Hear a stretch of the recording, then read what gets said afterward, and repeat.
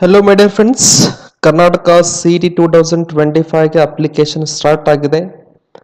Application ಹಾಕಕ್ಕೂ ಮುಂಚೆ ನಾವೊಂದು registration ಅಂತ ಮಾಡ್ಕೋಬೇಕು. ಆ ರಿಜಿಸ್ಟ್ರೇಷನ್ ಹೇಗೆ ಮಾಡ್ಕೋಬೇಕು ಅನ್ನೋದ್ರ ಬಗ್ಗೆ ಒಂದು ಇನ್ಫಾರ್ಮೇಶನ್ ಇಲ್ಲಿ ಒಂದು ಲೈವ್ ಡೆಮೋನ ತೋರಿಸ್ತಾ ಇದ್ದೇನೆ.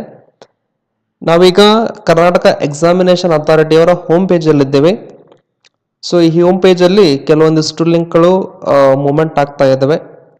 ಅದರಲ್ಲಿ UGCET 2025 ಆನ್ಲೈನ್ ಅಪ್ಲಿಕೇಶನ್ ಲಿಂಕ್ ಅಂತ ಇದೆ. ಫಸ್ಟ್ ಬರ್ತಾ ಇರೋದೇ ಅದರ ಮೇಲೆ ನೀವು ಕ್ಲಿಕ್ ಮಾಡ್ಕೊಳ್ಳಿ. ಕ್ಲಿಕ್ ಮಾಡ್ಕೊಂಡ ತಕ್ಷಣ ಒಂದು ಸ್ವಲ್ಪ ವೇಟ್ ಮಾಡಿ, ಯಾಕಂದರೆ ಈ ಟೈಮಲ್ಲಿ ಒಂದು ಸೈಟು ಬ್ಯುಸಿ ಇರುತ್ತೆ, ಸ್ವಲ್ಪ ಹೊತ್ತು ತಗೊಳುತ್ತೆ ಲೋಡ್ ಆಗಲಿಕ್ಕೆ. ನೀವು ಅದನ್ನು ಕ್ಲಿಕ್ ಮಾಡಿದ ತಕ್ಷಣ ಆ ಲಿಂಕು ನಿಮ್ಮನ್ನು ಇನ್ನೊಂದು ವಿಂಡೋಗೆ ಕರ್ಕೊಂಡು ಹೋಗುತ್ತೆ. ಓಕೆ, ಸೊ ಈ ಟೈಪು ಒಂದು ನೀವು ವಿಂಡೋ ಬಂತು. ಅದರಲ್ಲಿ ಇಲ್ಲೊಂದೆರಡು ಪಾಯಿಂಟ್ಸ್ ಅನ್ನು ನೋಡ್ಕೋಬೇಕಾಗತ್ತೆ. ನೀವು ಕರ್ನಾಟಕ CET-ಯನ್ನು ಯಾವ ಕೋರ್ಸಿನ ಒಂದು ಅಡ್ಮಿಷನ್ ಸಂಬಂಧ ಯಾವ ಒಂದು ಕೋರ್ಸಿನ ಅಡ್ಮಿಷನ್ಗೆ ಹಾಕ್ಬಹುದು ಅನ್ನೋದ್ರ ಬಗ್ಗೆ ಒಂದು ಇನ್ಫಾರ್ಮೇಶನ್ ಕೊಟ್ಟಿದ್ದಾರೆ.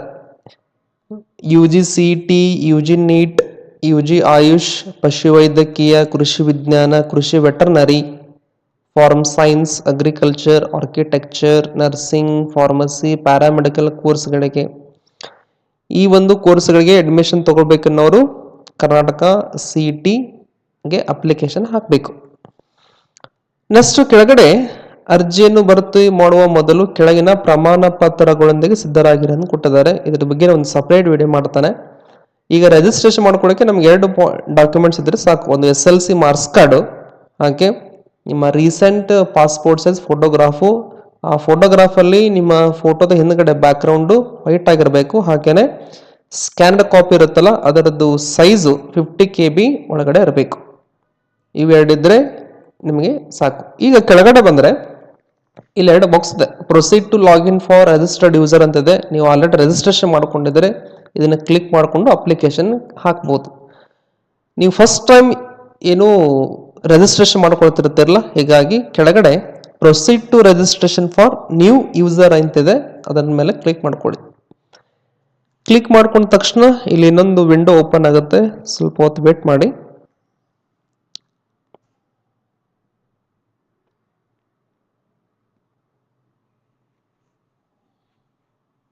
ಓಕೆ, ಈ ಟೈಪ್ ಒಂದು ವಿಂಡೋ ಓಪನ್ ಆಯ್ತು. ಇಲ್ಲೊಂದು ಕ್ವಶನ್ ಇದೆ. ನೀವು ಕರ್ನಾಟಕ ರಾಜ್ಯದ ಕರ್ನಾಟಕ ಪರೀಕ್ಷಾ ಮಂಡಳಿ ನಡೆಸುವ SLC ಪರೀಕ್ಷೆಯಲ್ಲಿ ತೇರ್ಗಡೆ ಆಗಿರುವರೆ ಅಂತ ಕೇಳಿದ್ದಾರೆ. ಅಂದರೆ ನೀವು ಕರ್ನಾಟಕ ಸ್ಟೇಟ್ ಬೋರ್ಡಿಂದ SLC ಎಕ್ಸಾಮಿನೇಷನ್ ಪಾಸ್ ಆಗಿದ್ದರೆ ಹೌದು ಅಂತ ಹಾಕಬೇಕು.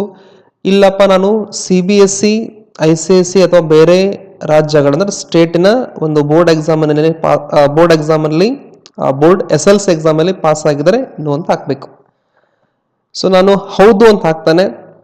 ಓಕೆ, ಈ ಟೈಪ್ ಹೌದು ಅಂದಮೇಲೆ ಒಂದು ಕ್ಲಿಕ್ ಮಾಡಿ ಸ್ವಲ್ಪ ಹೊತ್ತು ಬಿಟ್ಟರೆ ಕೆಳಗಡೆ ನಿಮಗೆ SLC ರಿಜಿಸ್ಟ್ರೇಷನ್ ಕೇಳತಕ್ಕಂಥ ಒಂದು ಬಾಕ್ಸ್ ಓಪನ್ ಆಗುತ್ತೆ. ಓಕೆ, ಬಂತು. ನಿಮಗೆ ನಾನು ಒಂದು ಎಕ್ಸಾಂಪಲ್ ತೋರಿಸ್ಲಿಕ್ಕೆ ನಾನು SLC ರಿಜಿಸ್ಟ್ರೇಷನ್ ನಂಬರ್ ಹಾಕ್ಕೊಳ್ತಾನೆ. ನಿಮ್ಮ SLC ರಿಜಿಸ್ಟ್ರೇಷನ್ ನಂಬರ್ ಹಾಕಬೇಕಾಗತ್ತೆ. ಈ ಒಂದು ಬಾಕ್ಸಲ್ಲಿ ಹಾಕಿದ ತಕ್ಷಣ ವೆರಿಫೈ ಅಂತ ಕೊಡಿ. ಆಟೋಮೆಟಿಕ್ಲಿ ನಿಮ್ಮ ಎಲ್ಲ ಡೀಟೇಲ್ಸು ಇದರಲ್ಲಿ ಫೆಚ್ ಆಗುತ್ತೆ. ಅಂದರೆ ಅದೇ ನಿಮ್ಮ ಎಲ್ಲ ಡೀಟೇಲ್ಸನ್ನು ತೊಗೊಂಡ್ಬಿಡುತ್ತೆ according to SLC marks card. ಈಗ ನೋಡಿ, ಇಲ್ಲ ನೇಮ್ ಇದೆ, ಡೇಟ್ ಆಫ್ ಬರ್ತು, ನಮ್ಮ ಜೆಂಡರ್, ನೆಕ್ಸ್ಟು ಯಾವ ಇಯರಲ್ಲಿ ಪಾಸ್ ಆಗಿದ್ದಾರೆ, SLC ಎಕ್ಸಾಮಿನ ಪಾಸ್ ಆಗಿದ್ದೀರಾ, ನಿಮ್ಮ ಫಾದರ್ ನೇಮು, ಮದರ್ ನೇಮು. ಸ್ಯಾಟ್ಸ್ ನಂಬರನ್ನು ನೀವು ಮ್ಯಾನ್ಯುವಲ್ ಆಗಿ ಎಂಟ್ರಿ ಮಾಡಬೇಕು. ನಿಮ್ಮ ಕಡೆ ಸ್ಯಾಟ್ಸ್ ನಂಬರ್ ಇದ್ದರೆ ಆ ಸ್ಯಾಟ್ಸ್ ನಂಬರ್ನ ಮ್ಯಾನ್ಯುವಲ್ ಆಗಿ ಎಂಟ್ರಿ ಮಾಡಿ. ಬಟ್ ಅದೇನು ಕಂಪಲ್ಸರಿ ಅಂತ ಕೇಳಿಲ್ಲ. ಬೆಟರ್ ಟು ಹಾಕೋದು ಬೆಸ್ಟ್. ನಿಮ್ಮ ಕಡೆ ಇದ್ದೇ ಇರುತ್ತೆ, ಅದನ್ನು ಹಾಕಿ. ನೆಕ್ಸ್ಟು ನಿಮ್ಮ ವಿದ್ಯಾರ್ಹತೆ ಏನು ಅಂತ ಕೇಳಿದರೆ, ನಾವು KCET ಅಪ್ಲಿಕೇಶನ್ ಹಾಕಬೇಕಾಗಿರೋದ್ರಿಂದ ನಮ್ಮ ವಿದ್ಯಾರ್ಹತೆ 12th ಅಥವಾ 2nd PUC ಸೈನ್ಸ್ ಆಗಿರಲೇಬೇಕು. ಹೀಗಾಗಿ ಇದರಲ್ಲಿ ಆಪ್ಷನ್ಸ್ ಕೊಟ್ಟಿದ್ದಾರೆ. 2nd PUC ಅಥವಾ 12th ಸ್ಟ್ಯಾಂಡರ್ಡ್ ಸೈನ್ಸ್ ಅಂತಿದೆ, ಇದನ್ನು ನೀವು ಕ್ಲಿಕ್ ಮಾಡ್ಕೊಳ್ಳಿ. ಯಾಕಂದರೆ most of the students science ಬ್ಯಾಕ್ಗ್ರೌಂಡಿಂದ KCET ಅಪ್ಲಿಕೇಶನ್ ಹಾಕ್ತಿರ್ತಾರೆ. ಸೊ ಹೀಗಾಗಿ 12th or 2nd PUC science. Okay, ನಿಮ್ಮ ರಾಷ್ಟ್ರೀಯತೆ ನ್ಯಾಷನಾಲಿಟಿ, ಸೊ ನೀವು ಇಂಡಿಯನ್ ಅಂತ ಹಾಕೊಳ್ಳಿ. ನೆಕ್ಸ್ಟು ಒಂದು ನಿಮ್ಮ ಹತ್ರ ಒಂದು ಆಕ್ಟಿವ್ ಇಮೇಲ್ ಐ ಡಿ ಇರಬೇಕಾಗತ್ತೆ. ಇದು ಬಹಳ ಇಂಪಾರ್ಟೆಂಟು. ಇಲ್ಲಾಂದ್ರೆ ಒಂದು ಇಮೇಲ್ ಐ ಡಿನ ಕ್ರಿಯೇಟ್ ಮಾಡ್ಕೊಳ್ಳಿ. ಕರ್ನಾಟಕ ಎಕ್ಸಾಮಿನೇಷನ್ ಅಥಾರಿಟಿಯಿಂದ ಕೆಲವೊಂದಿಷ್ಟು ಇನ್ಫಾರ್ಮೇಶನ್ ಇಮೇಲ್ಗೂ ಬರ್ತಕ್ಕಂಥ ಒಂದು ಚಾನ್ಸ್ ಇರುತ್ತೆ. ಹಿಂಗಾಗಿ ಅವರು ಒಂದು ಇಮೇಲ್ ಐ ಡಿನ ಕೇಳಿದ್ದಾರೆ. ಸೊ ದಯವಿಟ್ಟು ಇಮೇಲ್ ಐ ಡಿನ ಇಲ್ಲಿ ಹಾಕಿ ಅದು ಆಕ್ಟಿವ್ ಇರೋ ಹಾಗೆ ನೀವು ನೋಡ್ಕೋಬೇಕು. ನೆಕ್ಸ್ಟು ಮೊಬೈಲ್ ಸಂಖ್ಯೆ ಅಂತಿದೆ. ಇದು ಬಹಳ ಇಂಪಾರ್ಟೆಂಟ್. ನಿಮ್ಮ ಹತ್ರ ಇರ್ತಕ್ಕಂಥ ಆಲ್ಮೋಸ್ಟ್ ಸ್ಟೂಡೆಂಟ್ಸ್ ಕಡೆ ಒಂದು ಮೊಬೈಲ್ ಇದ್ದೇ ಇರುತ್ತೆ. ಇಲ್ಲಪ್ಪ ಅಂದ್ರೆ ನಿಮ್ಮ ಪೇರೆಂಟ್ಸ್ ನಂಬರ್ನ ಹಾಕಿ, ಏನೂ ಪ್ರಾಬ್ಲಮ್ ಇಲ್ಲ. ನಿಮ್ಮ ಫಾದರು ಅಥವಾ ಮದರ್ ನಂಬರ್.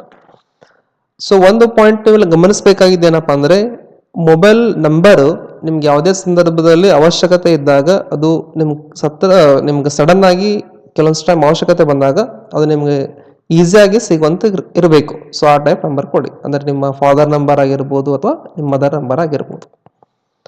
ಓಕೆ, ಈಗ ನೀವು ಮೊಬೈಲ್ ಸಂಖ್ಯೆ ಅಥವಾ ಮೊಬೈಲ್ ನಂಬರ್ ಹಾಕಿದ ತಕ್ಷಣ ಇದು ಪೇಜ್ ಲೋಡ್ ತಗೊಂಡು ನಿಮ್ಮ ಮೊಬೈಲ್ ನಂಬರಿಗೆ ಒಂದು OTP ಬರುತ್ತೆ. ಈ ಮೊಬೈಲ್ ಸಂಖ್ಯೆದೆ ಇದು ಕೆಳಗಡೆ ಇನ್ನೊಂದು ಬಾಕ್ಸ್ ಬರುತ್ತೆ. ಆ ಬಾಕ್ಸ್ ಅಲ್ಲಿ OTP ಹಾಕಬೇಕು. ಸೊ OTP ಹಾಕಿದ ತಕ್ಷಣ ಅದು ಆಟೋಮೆಟಿಕ್ಲಿ ನಿಮ್ಮ ಮೊಬೈಲ್ ನಂಬರ್ನ ವೆರಿಫಿಕೇಶನ್ ಮಾಡುತ್ತೆ. ಸೊ ವೆರಿಫಿಕೇಶನ್ ಮಾಡಿ ಒಂದು ಮೆಸೇಜ್ ಬರುತ್ತೆ, ನಿಮ್ಮ ಮೊಬೈಲ್ ನಂಬರು ವೆರಿಫೈ ಆಗಿದೆ ಅಂತ. ಅದಾದ ತಕ್ಷಣ ಕನಿಷ್ಠ 8 ಕ್ಯಾರೆಕ್ಟರ್ ಉಳ್ಳ ಪಾಸ್ವರ್ಡ್ ಅನ್ನು ನಮೂದಿಸಿ ಅಂತ ಕೊಟ್ಟಿದ್ದಾರೆ. ಇದು ಒಂದು ಇಂಪಾರ್ಟೆಂಟ್ ಪಾಯಿಂಟ್ ಅಂತ ಹೇಳ್ಬೋದು. ನೀವೇನ್ ಮಾಡಬೇಕಪ್ಪ ಅಂದ್ರೆ ಒಂದು ಪಾಸ್ವರ್ಡ್ ನ ಕ್ರಿಯೇಟ್ ಮಾಡಿಕೊಂಡು ಆ ಪಾಸ್ವರ್ಡ್ ಅನ್ನ ಒಂದ್ ಕಡೆ ಬರೆದು ಅದನ್ನ ಭದ್ರವಾಗಿ ನಿಮ್ ಕಡೆ ಎಲ್ಲೂ ಕಳಿಲಾರದಂಗೆ ಇಟ್ಕೋಬೇಕು. ಯಾಕಂದ್ರೆ ನೀವು ಅಪ್ಲಿಕೇಶನ್ ಹಾಕ್ಬೇಕಂದ್ರೂ ಬೇಕು, ರಿಸಲ್ಟ್ ನೋಡ್ಬೇಕಂದ್ರೂ ಬೇಕು, ಹಾಲ್ ಟಿಕೆಟ್ ನೋಡ್ಬೇಕಂದ್ರೂ ಬೇಕು, ಪ್ರತಿಯೊಂದಕ್ಕೂ ಪಾಸ್ವರ್ಡ್ ಅವಶ್ಯಕ. ಹಿಂಗಾಗಿ ಆ ಪಾಸ್ವರ್ಡ್ ಅನ್ನ ದಯವಿಟ್ಟು ಕಳ್ಕೋಬೇಡಿ. ನಿಮ್ ಕಡೆ ಒಂದ್ ಕಡೆ ಬರೆದಿಟ್ಕೊಂಡು ಅದನ್ನ ಒಂದು ಸೇಫ್ ಪ್ಲೇಸ್ ಅಲ್ಲಿ ಪ್ರಿಸರ್ವ್ ಮಾಡಿಟ್ಕೊಳ್ಳಿ. ಓಕೆ, ನೆಕ್ಸ್ಟ್ ನೀವು ಇಲ್ಲೇನು ಪಾಸ್ವರ್ಡ್ ಹಾಕಿರ್ತಾರ ಆ ಪಾಸ್ವರ್ಡ್ ಅನ್ನ ಇಲ್ಲಿ ಮತ್ತೆ ರೀ ಎಂಟ್ರಿ ಮಾಡಬೇಕು. ನೆಕ್ಸ್ಟ್ ಅದಾದ್ಮೇಲೆ ನಿಮ್ಮ ಪಾಸ್ಪೋರ್ಟ್ ನ ಹೇಳಿದೆ ನಿಮಗೆ, ಪಾಸ್ಪೋರ್ಟ್ ಗಾತ್ರದ ಬಿಳಿ ಹಿನ್ನೆಲೆ ಅಭ್ಯರ್ಥಿ ಫೋಟೋವನ್ನು ಅಪ್ಲೋಡ್ ಮಾಡಿ ಅಂತ ಕೇಳುತ್ತೆ. ನಾನು ನಿಮ್ಗೆ ಹೇಳಿದ್ದೇನೆ, ಈ ರಿಜಿಸ್ಟ್ರೇಷನ್ ಮಾಡ್ಕೊಳ್ಳೋಕೆ ಮುಂಚೆ ನಿಮ್ಮ ರೀಸೆಂಟ್ ಪಾಸ್ಪೋರ್ಟ್ ಸೈಜ್ ಫೋಟೋದ ಒಂದು ಸ್ಕ್ಯಾನರ್ಡ್ ಕಾಪಿ ಬೇಕು. ಓಕೆ, ಅದು 50 KB ಒಳಗಡೆ ಇರಬೇಕು ಅದರ ಸೈಜು. ಮತ್ತೆ ಇನ್ನೊಂದು ನಿಮ್ಮ ಫೋಟೋದ ಹಿಂದ್ಗಡೆ ಬ್ಯಾಕ್ ಗ್ರೌಂಡ್ ವೈಟ್ ಆಗಿರ್ಬೇಕಂತ ನಾನು ಹೇಳಿದ್ದೆ ಜಸ್ಟ್. ಸೊ ಅಂತ ಒಂದು ಫೋಟೋನ ನೀವು ಇಲ್ಲಿ ಅಪ್ಲೋಡ್ ಮಾಡಬೇಕು. ಅಪ್ಲೋಡ್ ಮಾಡಿ ಇಲ್ಲಿ ಕೆಳಗಡೆ ಬರತಕ್ಕಂಥ ಕೆಳಗಡೆ ಒಂದು ಕ್ಯಾಪ್ಚಾ ಬಂದಿದೆ. ಈ ಕ್ಯಾಪ್ಚಾದಲ್ಲಿ ಯಾವ ರೀತಿ ಲೆಟರ್ಸ್ ಕೊಟ್ಟಿದ್ದಾರೆ, ಲೆಟರ್ಸ್ ನಂಬರ್ಸ್ ಎಲ್ಲ ಬಂದಿದೆ, ಅದನ್ನ ಇಲ್ಲಿ ಎಂಟ್ರಿ ಮಾಡಬೇಕು. ಇದನ್ನೆಲ್ಲ ಎಂಟ್ರಿ ಮಾಡಿದ ತಕ್ಷಣ ಅಲ್ಲಿ ಕೆಳಗಡೆ ಒಂದು ರಿಜಿಸ್ಟರ್ ಅಂತಂದು ಒಂದು ಬಟನ್ ಬರುತ್ತೆ. ಆ ಬಟನ್ ನೀವು ಪ್ರೆಸ್ ಮಾಡಿದ್ರೆ ನಿಮ್ಮ ರಿಜಿಸ್ಟ್ರೇಷನ್ ಕಂಪ್ಲೀಟ್ ಆಗುತ್ತೆ. ಇಲ್ಲೊಂದು ಡಿಸ್ಪ್ಲೇ ಮೇಲೆ ಒಂದು ಮೆಸೇಜ್ ಬರುತ್ತೆ. ಆ ಮೆಸೇಜ್ ಅಲ್ಲಿ ಅವ್ರು ನಿಮಗೊಂದು ಯೂಸರ್ ಐಡಿ ಕೊಡ್ತಾರೆ. ಅದನ್ನ ಬೆಸ್ಟ್ ನೀವೇನ್ ಮಾಡ್ಬೇಕಪ್ಪ ಅಂದ್ರೆ ಬಂದ ತಕ್ಷಣ ನೀವು ಒಂದು ಫೋಟೋ ತೆಗೆದು ಇಟ್ಕೊಂಡ್ಬಿಡಿ, ಅದೇ ನಿಮಗೆ ಮೊಬೈಲ್ ನಂಬರ್ಗೂ ಬರುತ್ತೆ. ಓಕೆ, ಸೊ ಫೋಟೋ ತೆಗೆದಿಟ್ಕೊಳ್ಳಿ. ಹಾಗೆ ನೀವೇನು ಪಾಸ್ವರ್ಡ್ ಬರೆದಿರ್ತೀರಿ ನೋಡಿ, ಅದರ ಕೆಳಗಡೆ ಅಥವಾ ಅದರ ಮೇಲ್ಗಡೆ ಒಂದು ನಿಮ್ಮ ಯೂಸರ್ ಐಡಿನ ಬರೆದಿಟ್ಕೊಂಡ್ರೆ ಎರಡು ಒಂದೇ ಕಡೆ ಸಿಗುತ್ತೆ. ನಿಮ್ಗೆ ಯಾವುದೇ ಒಂದು ಟೈಮಲ್ಲಿ ಅವಶ್ಯಕತೆ ಇದ್ದಾಗ ನೀವು ಈಸಿಯಾಗಿ ಅದನ್ನ ಆಕ್ಸೆಸ್ ಮಾಡ್ಕೋಬಹುದು. ಸೊ ಇದು ಫ್ರೆಂಡ್ಸ್, ಯಾವ ರೀತಿ ನೀವು ಕರ್ನಾಟಕ CET ಅಪ್ಲಿಕೇಶನ್ ಹಾಕ್ಲಿಕ್ಕೆ ರಿಜಿಸ್ಟ್ರೇಷನ್ ಮಾಡ್ಕೋಬೇಕು ಅನ್ನೋದ್ರ ಬಗ್ಗೆ ಒಂದು ಮಾಹಿತಿ. ಕರ್ನಾಟಕ CET 2025 ನ ಯಾವುದೇ ಒಂದು ಅಪ್ಡೇಟ್ಗಾಗಿ ದಯವಿಟ್ಟು ಚಾನೆಲ್ನ ಫಾಲೋ ಮಾಡ್ತಾ ಇರಿ. Thanks for watching.